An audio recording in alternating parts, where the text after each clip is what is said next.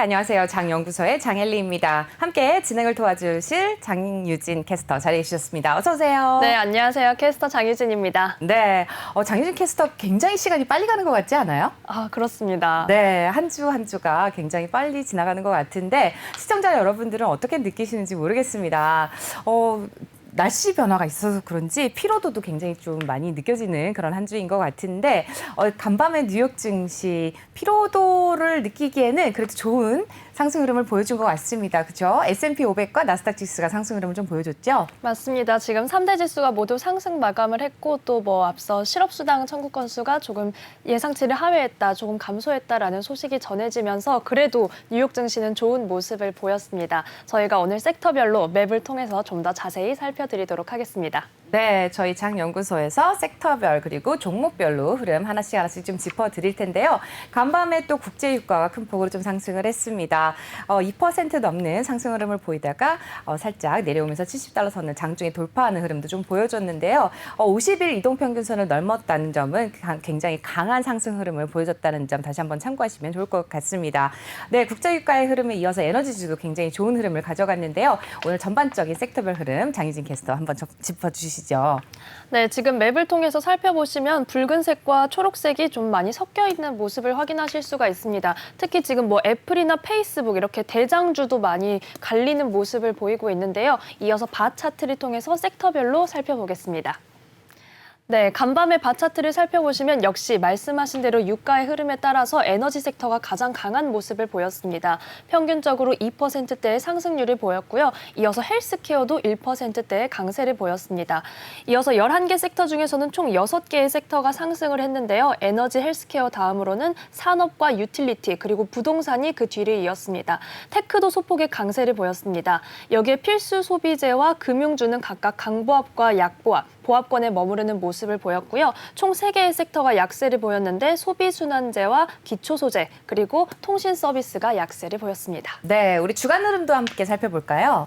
네, 주간으로 살펴보시면 아무래도 이번 주에 미국에서 주택가격 급등세에 대한 소식을 저희가 연이어 전해드린 바가 있습니다. 여기에 부동산 관련 섹터가 가장 큰 상승세를 가져갔는데요. 4%가 넘는 강세를 가져갔습니다. 이어서 에너지 섹터도 3%대의 상승률을 보였고요. 테크와 커뮤니케이션 서비스도 2%대의 강세를 보였습니다. 전반적으로 주간으로 살펴보시면 초록불이 정말 많이 들어와 있죠.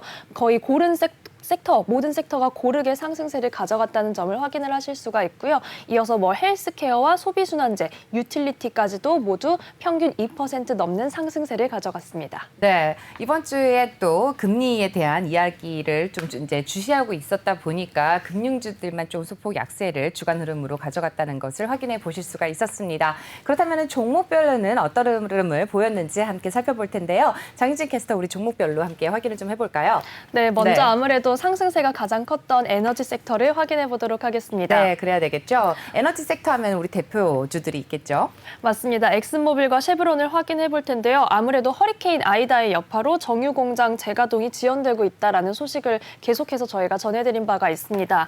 여기에 엑슨모빌과 쉐브론도 각각 2%대의 강세를 보였는데요. 거의 유가와 비슷한 그런 상승세를 가져갔습니다. 엑슨모빌은 정규장에서 2%대의 강세 속에 55달러 선에 거래를 마쳤습니다. 이어서 쉐브론도 함께 살펴보시면요. 역시 2.09% 강세 속에 정규장 97달러 선에 거래를 마쳤습니다. 네, 지금 전반적으로 녹색불을 켜고 있는 지금 뉴욕 증시를 확인을 좀 해보실 수가 있습니다. 에너지 지수 외에도 우리 또 좋은 흐름을 가져간 게 바로 빵주들이 아닐까 싶은데요. 빵주들 어떤 흐름을 가져갔는지 함께 확인을 좀 해보죠. 그렇게 얘기를 했는데 지금 보니까 페이스북과 구글이 지금 빨간불을 켜고 있네요. 맞습니다. 페이스북과 구글의 소식을 차례대로 전해드리겠습니다. 먼저 페이스북은 아일랜드에서 벌금을 부과받았다라는 소식이 전해졌습니다. 네. 사실 저희가 지난주에도 그 페이스북의 친구 얼굴을 자동으로 태그하는 기능에 대해서 얘기해 주셨어요. 네, 소개해드린 네. 바가 있습니다. 지금 그래서 각국에서 페이스북이나 이런 통신 기업들에 대해서 어떤 데이터 프라이버시에 대한 과징금이나 벌금 소식이 조금 연이어서 나오고 있는 상황인데요. 아일랜드에서도 관련 데이터 프라이버시 때문에 왓츠앱에 2억 유로가 넘는 벌금을 부과했다라는 소식이 전해지면서 페이스북이 좀 약세를 보였습니다. 빵주 중에서 가장 조금 낙폭이 컸습니다. 1%대의 약세 속에 정규장에서 375달러 선의 거래를 마쳤는데요. 또한 페이스북과 구글 둘이 엮여 있는 소식이 또 있습니다. 온라인 광고 시장에서 담합을 모의했다라는 소식에 이 소식에 관련해서 미국 법무부의 조사 대상에 올랐다라는 소식도 함께 전해드립니다. 네, 저번 주에 장유진 캐스터가 그 소식을 전해주신 다음에 제가 페이스북과 또 인스타그램에 친구를 태그하려다가 이름이 안 뜨더라고요. 그래서 일부러 찾아서 검색해서 이제 태그를 하려고 하니까 굉장히 좀 어려워서 하다가 포기를 했습니다. 근데 그 얘기를 이제 알고 나니까 아무래도 이제 태그하기가 더 수월해졌는데 근데 굉장히 또 관심이 가더라고요. 아무래도 주가에도 좀 영향을 미치게 됐다는 점도 함께 참고하시니까는 굉장히 좋은 것 같습니다. 이어서 또 구글도 특별한 또 소식이 있었나요? 네, 앞서 미국 법무부 조사 대상에 페이스북과 구글의 광고 관련 소식이 올랐다라는 정보를 전해드렸는데 또한 미국 법무부에서 구글을 상대로 반독점 소송을 다시 준비하고 있다라는 소식이 전해지면서 주가가 좀 약세를 가져갔습니다. 이 반독점 소송은 지난해 10월에 구글에 제기한 소송에 이어서 두 번째, 그러니까 또다시 소송을 걸게 되는 건데요. 또 그래서 계속해서 미국 그리고 세계적으로 구글의 어떤 독점을 막기 위한 움직임이 계속해서 이어지고 있는 상황입니다. 사실 뭐 우리나라에서도 인앱 결제 방지법이 통과되면서 좀 세계적으로 환영하는 분위기가 있었죠. 여기에 인기 게임사의 한 CEO는 한국의 구글 갑질 방지법을 환영한다. 나는 한국인이다. 라고까지 말을 하면서 좀 환영하는 분위기를 내놨다라고 합니다. 이런 소식들을 사실 이제 구글은 약세를 가져갔는데 정규장에서 1%대의 약세 속에 2,865달러 선을 기록했습니다. 이렇게 뭐 빵주, 인터넷 대장주, 세계 대장주들이죠. 이런 약세를 가져가고 있을 때 중앙일보에서 오히려 이런 기사를 좀 내놨습니다. 구글과 애플의 제동이 걸리는 것은 오히려 네이버와 카카오에는 유리할 수 있다. 인앱 결제에서 가져갔던 수수료에 대한 부분이 없어졌기 때문에 이 부담을 줄이면서 오히려 유리할 수 있다는 기사가 나와 있다는 점도 국내 투자 시에도 함께 참고하시면 좋겠습니다. 네, 지금 구글에는 어떻게 보면 악재들이 좀 터져나오면서 주가가 좀 하락하는 흐름을 좀 보여주기는 했는데요. 이제 장희진 캐스터와 좀 이야기를 나눠보면서 구글의 향후 주가에 대해서 좀 이야기를 해볼 수 있을 것 같습니다. 장희진 캐스터 주말에 혹시 뭐 영화라든지 미드라든지 이런 거 보시나요? 최근에는 사실 네. 휴식하느라 잘 보지는 못했지만 네, 요즘에 그렇죠. 새로 보고 싶은 작품들이 좀 생겨서 그렇죠. 네. 뭐 직접 영화관에 갈 상황이 좀 안 되잖아요. 맞습니다. 그럼 주말에 어떻게 많이 보세요, 주로? 아무래도 뭐 아이패드를 사용해서 네. 또 넷플릭스를 사용해서 그렇죠. 뭐 이렇게 OTT 서비스를 많이 활용하게 되는 것 같습니다. 네, 저도 주로 넷플릭스를 통해서 많이 보고 아니면 이제 유튜브를 통해서 보는데 요즘에 최근 들어서 너무 유튜브를 통해서 이렇게 잘 만들어 놓은 짧게 이제 정리해 놓은 것들이 많다 보니까 기존에는 항상 넷플릭스를 통해서만 많이 봤습니다. 그런데 유튜브에도 너무 잘 만들어 놓은 게 많아서 향후에 구글 주가에도 영향을 좀 많이 미치지 않을까라는 생각이 좀 들고요. 지금 그 얘기가 나온 김에 또 넷플릭스 주가도 함께 확인을 좀 해보면 좋을 것 같습니다. 넷플릭스 어땠나요? 네, 말씀하신 것처럼 이렇게 콘텐츠 시장이 계속해서 다양해지고 있기 때문에 뭔가 콘텐츠, OTT, 뭔가 영상 서비스 전쟁이다라고도 말할 수 있을 것 같습니다. 지금 맵으로 확인해 보시면 디즈니까지 모두 종목별로 등락이 엇갈리는 모습을 보이고 있는데요. 한편 넷플릭스는 이번 주 내내 계속해서 강세를 가져가고 있습니다. 이번 간밤에도 1%대의 강세 속에 588달러 선의 거래를 마쳤습니다.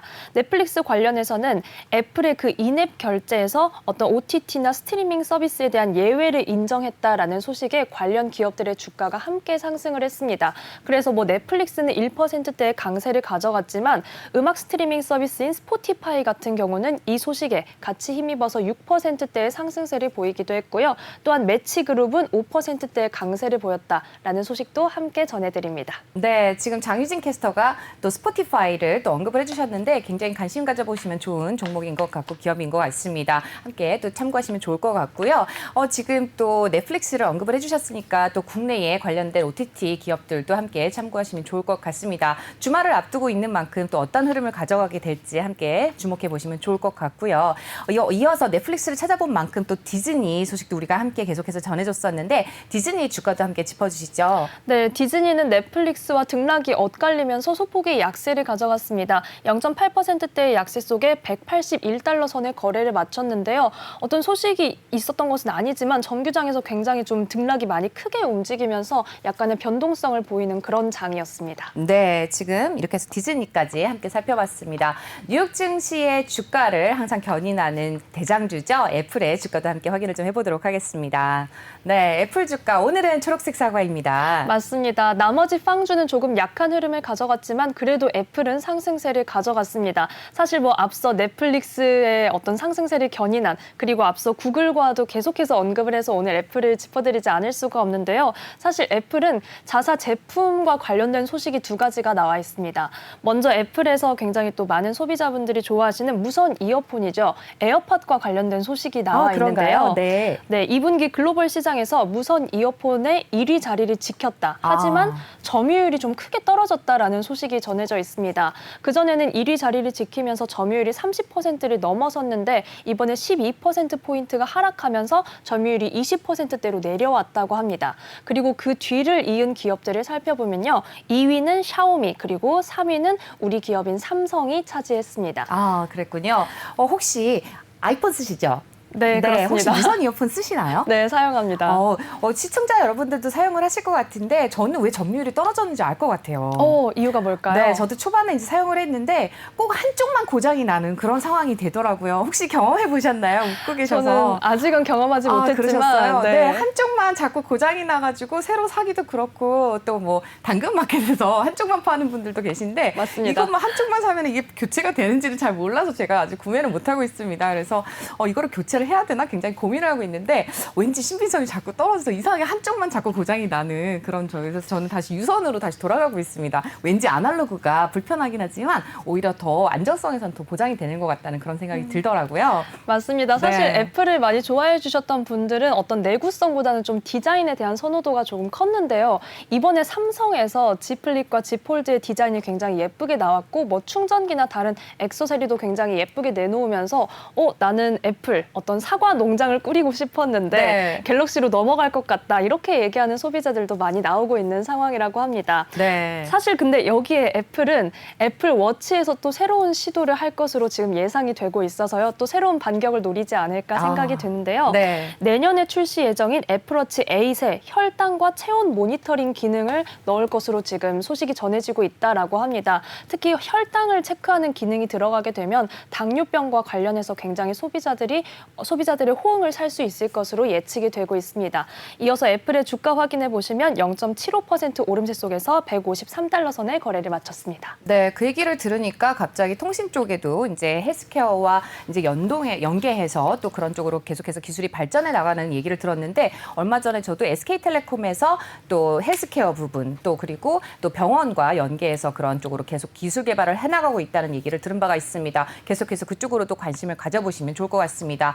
그 얘기가 나온 만큼 또 이어서 헬스케어주도 이제 관심을 가져보고 또 함께 살펴보도록 하겠습니다. 헬스케어주는 어떤 흐름을 보였을까요? 네, 헬스케어는 우선 맵으로 살펴보시면 지금 전반적으로 그래도 초록불을 많이 켜내고 있는 모습입니다. 이번에 섹터 바 차트를 확인했을 때도 에너지 섹터에 이어서 두 번째로 강한 모습을 보인 섹터였는데요.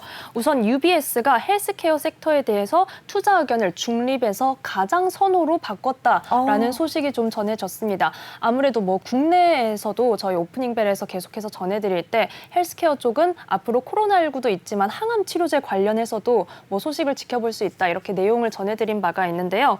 우선 화이자와 머크의 소식을 확인해 보겠습니다. 화이자 정규장에서 1%대 강세를 보이면서 46달러 선에 거래를 마쳤습니다. 머크와 함께하는 경구용 코로나19 치료제의 신규 임상이 시작했다라는 소식이 어제 전해지면서 우리 시장의 HK 이노엔이 함께 또 주가가 뛰는 모습을 보이기도 했는데요. 이어서 머크도 주가를 확인해 보겠습니다.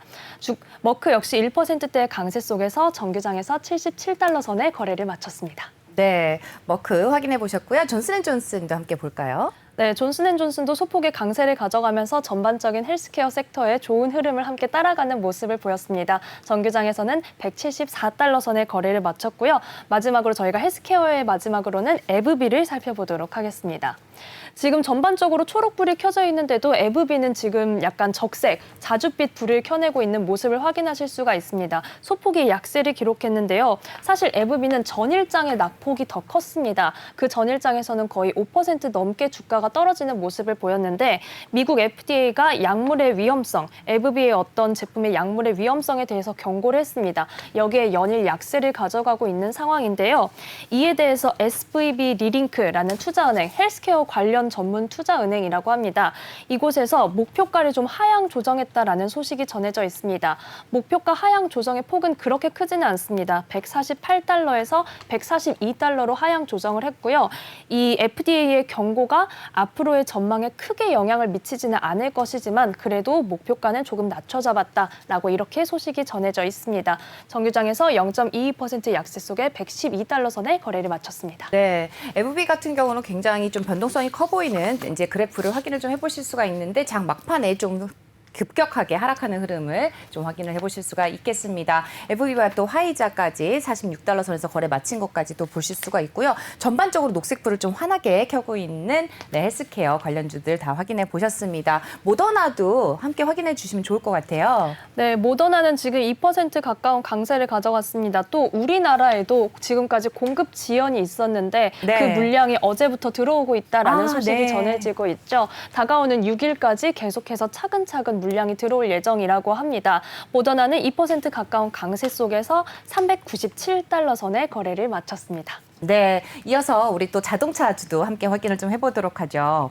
네, 자동차주 테슬라와 포드를 확인해 보겠습니다. 항상 엇갈린 흐름을 좀 가져왔었는데 오늘도 그런가요? 아니, 오늘은 비슷한 색을 가져왔네요. 맞습니다. 왜냐하면 이번에는 테슬라와 포드 관련 소식에 어떤 원인이 같았기 때문인데요. 네. 바로 반도체 칩 부족에 대한 소식입니다. 반도체 칩이 부족해져서 공급 지연이 계속해서 이어지고 있다라는 소식인데요. 여기에 테슬라와 포드 둘 다 지금까지 계획했던 일정을 연기하는 그런 흐름을 가져갔습니다.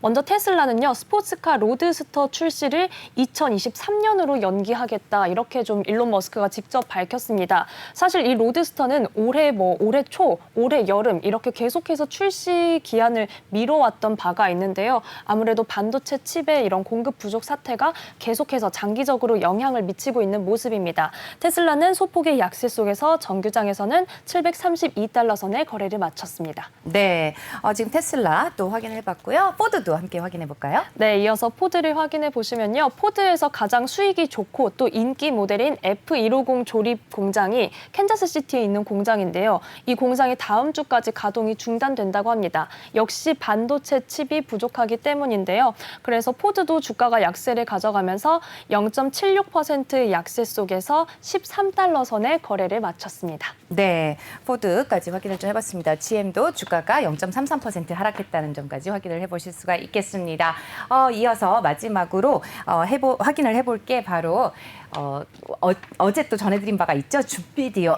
네, 줌비디오 확인을 좀 해보도록 하겠습니다. 화상회의 때 가장 많이 사용이 되는 줌비디오인데요. 줌비디오는 주가가 어땠나요? 맞습니다. 사실 줌비디오 관련해서는 어떤 가입자들이 계속해서 이탈하고 있기 때문에 앞으로 조금 전망이 안 좋을 수도 있겠다. 약세로 가져갈 수 있겠다라는 소식을 전해드린 바가 있는데요. 네. 돈나무 언니죠. 그렇습니다. 캐시우드가 대규모로 저가 매수세로 들어왔다라는 소식이 좀 전해졌습니다. 기사 제목이 좀 재밌게 나와 있었습니다. 방콕주를 줍줍했다라고 이렇게 좀 제목이 나와 있었는데요. 네. 이렇게 저가 매수세가 들어왔다는 소식에 장중에는 줌비디오가 3%대까지 상승하기도 했습니다. 하지만 장 후반에는 이 상승폭이 조금은 줄어들면서 결국은 0.5% 내외의 상승세로 정규장을 마감했습니다.